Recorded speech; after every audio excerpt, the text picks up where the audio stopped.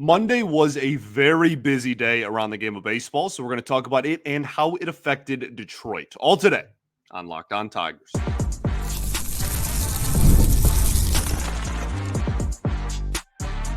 You are Locked On Tigers, your daily Detroit Tigers podcast. Part of the Locked On Podcast Network, your team every day. What is up, everybody? Welcome back to another edition of Locked On Tigers. I'm, of course, your host, Scott Bentley. Today is Tuesday, November 5th, 2024. Thank you so much for making Locked On Tigers your first listen every single day. We are free and available wherever you get your podcasts, including YouTube, part of the Locked On Podcast Network, your team every day. Today's episode is brought to you by FanDuel. You can start the season with a big return on FanDuel. New customers can place a $5 bet, and you'll get started with $150 in bonus bets if you win your first $5 bet. Just visit FanDuel.com to get started. Welcome in, everybody. Happy Tuesday to all. Like I said in the cold, we have a very, very busy Monday to discuss. This was obviously a really important date that we had circled. We did a whole show last week, toward the end of last week, just about important dates throughout the offseason. Well, Monday, November 4th was one of the biggest and most important dates of the offseason for a plethora of reasons. Some of those affecting the Tigers, some of those not affecting the Tigers, all of them affecting the game of baseball. So that is what today's show is going to be about. We're going to break down all of the ins and outs of everything that went down on Monday, which, if I haven't already stressed enough, was a lot. So the first thing we are going to discuss is Casey Mize. And the reason why is because on Monday, one of the many deadlines that occurred yesterday was the having to opt in or opt out or decline or what's the word? I keep thinking ignite. That's not the right word. Whatever.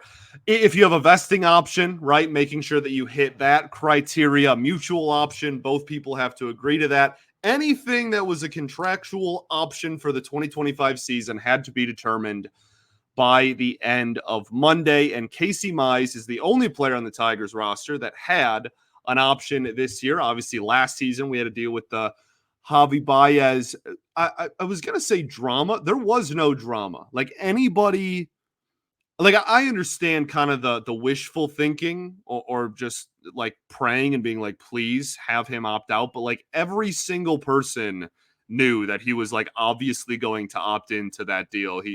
He's been borderline terrible and is set to make, $25 million if he opts in. Like, yeah, he's going to take that 10 times out of 10. Anyway, that was a year ago. I don't know why I'm even bringing that up. ADHD brain, I apologize. Casey Mize, the only player on the roster that had any sort of option for the Tigers. It was a $3.1 million team option. So the team gets to decide whether they are going to opt in or out of that. The Tigers declined Casey Mize's team option for 2025. So initially, everybody online starts freaking out. Now, if you have listened to this show, I take pride in knowing that you understood that what was happening, because we've been talking about this for the last several weeks. In no way, shape, or form does this mean Casey Mize is not on the team. He is very much the opposite. He is super under team control still for multiple years. He is not going anywhere in the immediate future. But I do want to lay out kind of what the rest of the winter looks like now that is declined. So he's not going to get paid 3.1. He is arbitration eligible. So if the Tigers and Casey Mize do not agree to a contract to cover the 2025 season, then in January they will go in front of an arbitrator in the same room as an arbitrator, however the process works, and both sides will make a case for how much they think Casey Mize deserves to get paid in the 2025 season. Now, teams generally try to avoid arbitration by any means necessary because it can get really nasty. You imagine for your job, whatever you do, if your boss and you at the end of every year had to sit down in like a judicial setting, and you had to just say why you think you deserve to get paid X amount of salary for the upcoming season, which is fine and dandy, your own employer, your own boss has to say out loud and argue about why you should get paid usually pretty significantly less than you are saying you deserve to get paid. Right? So teams try to avoid it. And usually how they avoid it is they just look at a player and they go, you know what? Here's a 1-year deal. So it covers just the same season we're talking about. And we're going to pick a number right in between your number and our number. And we're just going to go on from there. Instead of having to go to court and having the guy that signs your paychecks basically say, well, he's just not very good, Your Honor. That's, again, I'm thinking too court setting with it. It's not quite like that. But I think that with the drama that happened surrounding, and this is kind of a full circle moment here, with Mize last year, it would be very much in the best interest of the team to avoid arbitration if possible. Now, it takes two to tango. At the end of the day, Mize is going to have to not want to go to arbitration as well. He can just reject any offer they give him and just be like, no, I think I'm going to get the money. I think I can win a case and get my number, and they have the arbitrator side with me. I have no clue what's going through his head. He just put up a 4.5 ERA season and was hurt for 2 months again. I can't imagine that he's going to have a ton of value, and that transitions us into MLB trade rumors, who the arc of MLB trade rumors needs to be studied and put in history textbooks.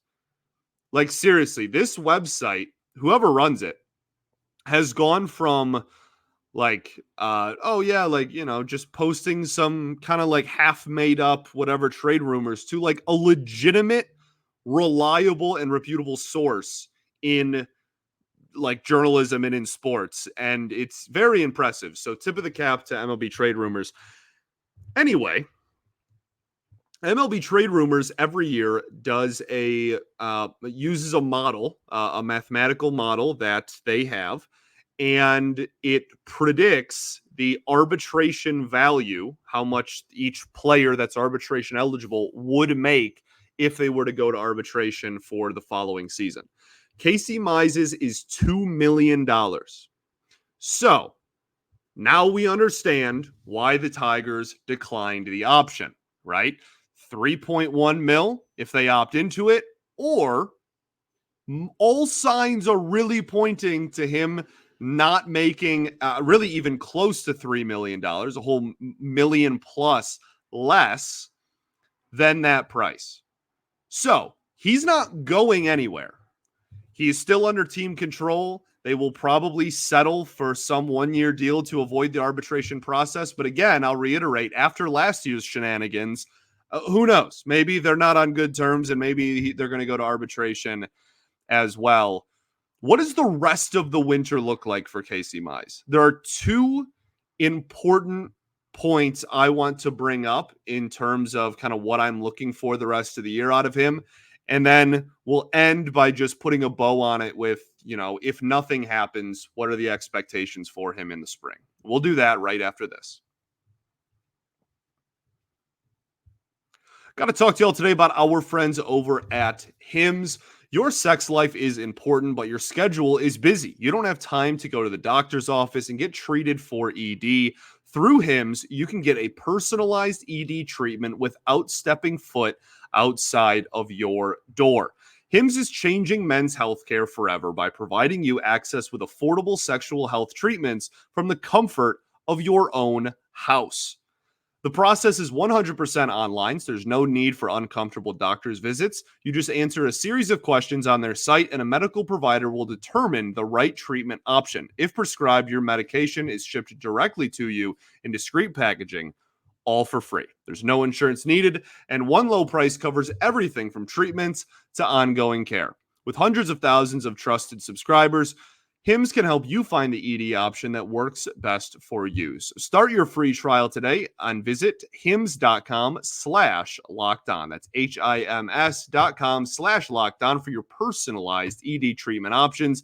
hims.com/lockedon. The products mentioned are chewable compound products which are not approved by or verified for safety or effectiveness by the FDA. Prescriptions require an online consultant with a healthcare provider who will determine if appropriate. Restrictions apply. See website and details and important safety information. Subscription is required. Price varies based on product and subscription plan. All right, everybody, welcome back here. Segment 2, Locked On Tigers. Appreciate y'all for tuning in, as always, making us your first listen every single day. Shout out to the everydayers that do tune in every day. We will, of course, be back tomorrow as we keep the offseason train rolling. Got a few more player breakdowns to do. We'll get to those at some point over the next couple of weeks. And then we are going to start deep diving on potential targets for the Tigers over the next couple of weeks as well, because free agency is officially here. We'll talk about that a little bit more at the end of the show. So putting a bow on the Casey Mize conversation, what does the rest of the winter look like for him? So the first is an important date to keep in the back of your mind. That is November 22nd is the non-tender deadline. Theoretically, if the Tigers are really like, we don't want Casey Mize on the team next year, and we're just like done with him, then they would non-tender him on November 22nd, and he would just become a free agent immediately. That is not what's happening right now. He's still very much under team control, but that would be the date to watch for that possibility. I don't expect that to happen. I don't think that's going to happen, but that is a date to keep in mind for somebody they just declined a team option for the upcoming season. I do think also, and this has been thrown out there by a few of our fantastic beat writers as well, so I want to give them a shout. I know Evan Petzold has talked about it and Mark Orosh. I think that with the starting pitching depth that you would have if you sign 2 to 3 starting pitching free agents, that a Casey Mize trade is rather plausible. I wouldn't put it as like over 50% likely. I wouldn't put really many trades throughout like baseball. How do I word this? I wouldn't put many players throughout the entire sport as an over 50% chance of getting traded. That's a very, very high likelihood. That there's only probably a handful of players every offseason that I think have that high of odds. So I wouldn't put it as like super likely. However, I do see the vision here. I think if you sign 2 free agents, we just talked about this yesterday and on Friday. If you were to sign 2 starting pitcher free agents, you would have those 2 plus Skubal plus Olsen, and then you would have Mize, Job, Montero, Herder, right? Like all these other players that Ty Madden, like all these other guys that debuted this year into the mix as well, all just fighting for the 5th spot. Now, if that all hinges on your ability to sign at least 2 starting pitcher free agents. If you do not do that, then this conversation completely changes, and you literally need Casey Mize to fill a rotation spot.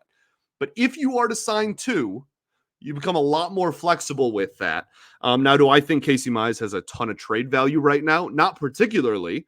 However, I do think that there is, if you want to get a middle level prospect in return for him, and some team needs to take a chance on a starting pitcher, needs a starting pitcher to fill a back end of the rotation spot, and is willing to give up a decent bat in the minor leagues to do so, or, major league ready too. Like this team just made the, ALDS. Like they're clearly ready to compete, hopefully going forward as well. I'm not saying it has to be a minor leaguer, but if you think there is a piece out there that you can obtain with Casey Mize, again, it's not going to be a star or anything, then I think that would be something the Tigers may entertain as well from now until they have to get a deal done for the 2025 season. And if none of that happens, then he's just going to be in competition for that 5th rotation spot, and there's really all there is to it. Okay? Injury returners is the next big thing that happened on Monday. The 60-day injured list goes away, completely vanishes, dissolves right in front of your eyes. I kind of did like a rain thing there, itsy bitsy spider type of thing with my hands. That is, so the injured list completely goes away. And that is an important date because you then have to make room for all of the players that were on your 60-day injured list. That is 4 players. For the Detroit Tigers, Javi Baez, Alex Faedo, Sawyer Gibson-Long, and Brendan White, they all returned to the roster. None of them are DFA'd or put on waivers or cut.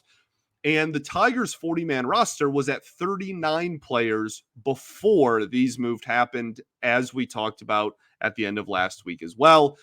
The 3 players that got outrighted and removed from the 40-man roster are Bly Madris, Brian Sammons, and Ryan Vilade. So your 40-man roster is now back at 40. This was very expected in terms of the fact that the 4 players that were on the injured list were all going to come back. The only one that I was kind of iffy on was maybe Brendan White, but the rest I was pretty much certain we're all going to just be put back on the 40-man roster and nobody was going to get like removed from the injured list and cut immediately or anything like that. The only 2 that I have questions on to make it through the rest of the winter now are obviously, again, Brendan White, and then a little bit Alex Faedo, to be honest with you. I think that there's still value here. I don't think he'll be like the first guy gone, because now you're at 40, right? If you sign a free agent, you got to DFA somebody or you got to non-tender somebody if you sign somebody before November 22nd, right? So now anytime you add, you have to subtract.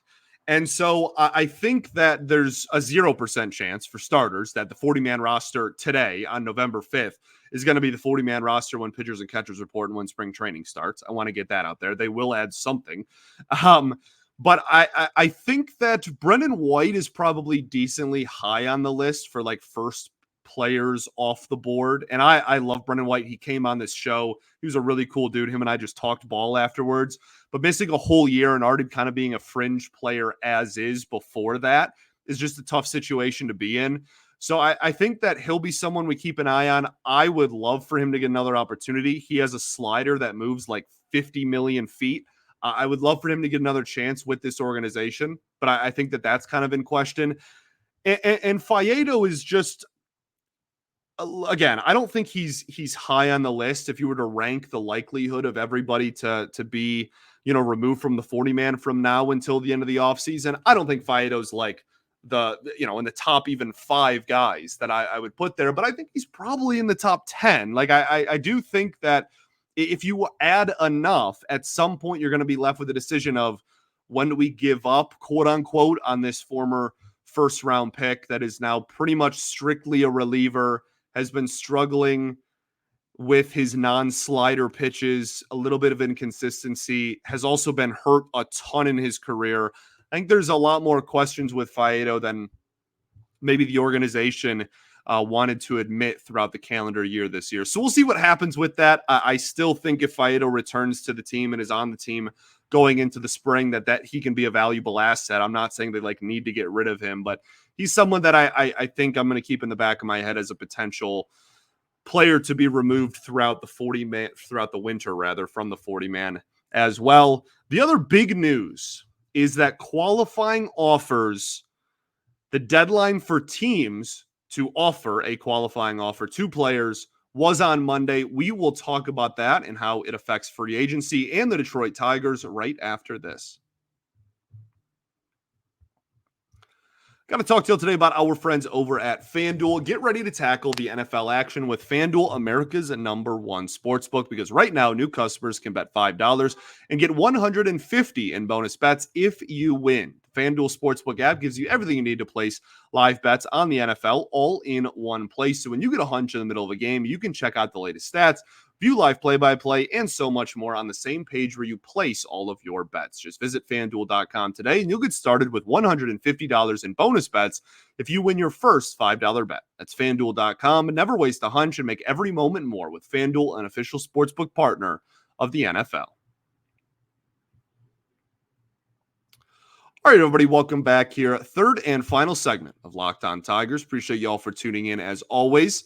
So as we said before the break there, qualifying offers were offered by teams to players throughout the game of baseball on Monday. The list of players who received a qualifying offer are these players: Juan Soto, Corbin Burns, Alex Bregman, Max Fried, Willy Adames, Pete Alonso, Anthony Santander, Teoscar Hernandez, Nick Pivetta, Christian Walker, Sean Manaea, Luis Severino, and Nick Martinez. So Qualifying offers this year are $21.05 million for one season. The upcoming year, obviously in this case being 2025, that number is decided every year by averaging the top 125 contracts in the game of baseball. I believe the number of players who have ever accepted a QO is like less than 15. I want to say it's literally like 12 or 13 players ever. I mean, it's only a 12-year-old system. It was part of the 2012 CBA, 2011, 2012 CBA, I want to say. So it's a process that's not very old, but it is a very small number when you look at the fact that, double-digit players are offered QOs every year, and the fact that less than 20 have ever accepted one. You realize that most of these guys are probably going to decline their qualifying offers. The 19th is the deadline for players to accept or decline a qualifying offer. The notable omissions from the qualifying offer list are Jurickson Profar, Walker Buehler, and Gleyber Torres of the Yankees. So what does all this mean? Essentially, if you offer a player a qualifying offer and they decline it, you get draft compensation. You get one of those, in between the first and second round, and then second and third round, there's like a million comp rounds. You'll get one of those picks. You'll get, there's a whole round dedicated to like there's a competitive balance and like there's so much, but one of them is the draft compensation for teams who offered a player a qualifying offer and they declined it. The Tigers don't have anybody I don't even think anybody who was eligible to receive a qualifying offer. Nonetheless, did they actually offer anybody a QO? And what that means is that going into free agency, you have to keep your eye on the players who did get offered a qualifying offer, because you will lose a draft pick for signing those players. Now, your first round pick is void of this conversation, and the rest is determined by a lot of factors. Some of it's revenue sharing, some of it is just the market size of your team, some of it is the amount that the player gets paid. There's a bunch of factors that go into and determine, how much and what specific draft pick or even picks in some cases you're going to lose for signing a player that receives a qualifying offer. So if that happens, when that happens, whatever you want to say, we can break that down, when it happens. For the Tigers, it might be a second round pick, but for any of the players that received a QO, if the Tigers were to sign them, they would lose some sort of pretty probably prominent draft pick in order to sign them, which makes it interesting. Walker Buehler not getting a qualifying offer, I also think is pretty interesting. I think he was probably the biggest name that didn't receive one in the sport. And I think that Buehler's a player where I know since the injury, it's kind of been, I don't know, I don't even want to say rocky. It's just been kind of like slow getting back on the horse more than anything is how I view it. So I think that there is I don't know if some hesitation maybe, but like to me, I think most people already probably would have still gone after Buehler, even if they offered him a QO. So now, I would imagine it is going to affect his market a little bit. All these other guys, like, I don't know. I could see a world where Luis Severino maybe accepts a qualifying offer. Sean Manaea maybe. But like, again, as I said, it's like fewer than 15 players in the history of this system have ever accepted a QO. Almost all of these guys are just going to decline it. It does not affect it. Teams are not going to go, oh, well, I'm going to lose like a second or third or fourth or fifth round pick, so I'm not going to take like Juan Soto. Like, the only reason they get offered these is because the teams know they are going to decline them. That is the only time QOs get offered, is when the team is very confident that the player is just going to decline it because they're going to get a big long-term deal anyways. So it really historically hasn't affected free agent markets too much, but I do want to point it out because that is something. It could be, again, as high as a second round pick that they lose if they were to sign some of these players. So I do want to point that out and make that known. Again, November 19th, the deadline for that. Stuff. The return of stuff. Our favorite segment here. Just some other stuff. Devin Sweet who was a reliever in the Tigers system this year, was picked up, I want to say last year. I remember doing an episode kind of breaking down the addition of Devin Sweet last winter, I want to say. Was traded to the Philadelphia Phillies for cash considerations. He didn't pitch in the big leagues this year. He wasn't going to be on the 40-man roster going forward. And if you can get some money for a guy who spent his whole, the whole season in 2024 in AAA and isn't going to be a part of your long-term plans, then go ahead and do it. I have no issue with it. I don't have too much to add on it. A lot of deals with the Phillies since Scott Harris took over, which I think is funny, given that David Dombrowski's calling the shots over there. Obviously, the connection to the Tigers. But yeah, a lot of small deals, even big deals. Gregory Soto, right? A lot of moves with the Phillies so far in the Scott Harris era. So we'll see if that continues. But yeah, got some financial, financial back boosting, but financial. I don't even know what I'm saying. They got some money for Devin Sweet. There you go. Other news, Riley Green and Colt Keith are both Silver Slugger finalists at their respective positions. Colt Keith being a Silver Slugger finalist at second base for the American League, I think is pretty darn cool. Riley Green obviously was going to be in the mix there in outfield and specifically corner outfield. GM meetings have officially kicked off as well. This is not the same as winter meetings. This is just a place where all the general managers just go to some fancy resort and kind of talk about the beginning of the offseason. It's not as, I was going to say it's not as exciting as winter meetings usually is. However, winter meetings has been an absolute dud for a few years now. So we'll see what happens throughout the week, but there is always some news that comes out of GM meetings. The big thing now is free agency officially opened on Monday. Baseball's not like basketball and football and hockey where like free agency opens, then a bunch of players sign. Like, okay, free agency opens. I didn't even see anybody really say like, hey, free agency is open. Like no one even cares. It's like, okay, nobody's going to sign for a while still. So that's just how baseball works, though, and how slow-moving kind of baseball's offseason is in comparison to other sports. The big news out of it right now is the Garrett Cole saga. I'll tell you what, we didn't talk about it on air. I told all of my friends and family when we were talking about the Garrett Cole thing, there was never a chance he was ever going to go anywhere else. The only reason he opted out, quote unquote, is because he knew that he could get a little bit more money and an extra year tagged on from the Yankees. Now, it's important to note that he restructured his whole deal and is now working on an extension. It is not the same extra year that was part of his opt-out clause, which is kind of the nitty-gritty of that. Go listen to Locked On Yankees. Great show. I'm sure they'll do a fantastic job kind of breaking down that situation. But it's he was never going to leave New York. It was just a matter of, the financial part of it from the Yankees' perspective. The next big deadline for you is going to be November 19th. Okay. That is where teams must add players to the 40-man roster to protect them from the Rule 5 draft. The Rule 5 draft is always the last thing that happens in winter meetings in December, but the deadline to protect players from the Rule 5 is November 19th. We'll have a ton of coverage on that whole thing on this show. We'll have a whole episode dedicated to who might get kept, who won't get kept. And then after the decision is made, we'll have a whole show dedicated to the final results from that. So thank you so much for making Locked On Tigers your first listen every single day. Shout out to the everydayers that do tune in every day. And we will, of course, be back tomorrow. Peace and love. Going to therapy's dope. And I will catch y'all then, baby. Go Tigers.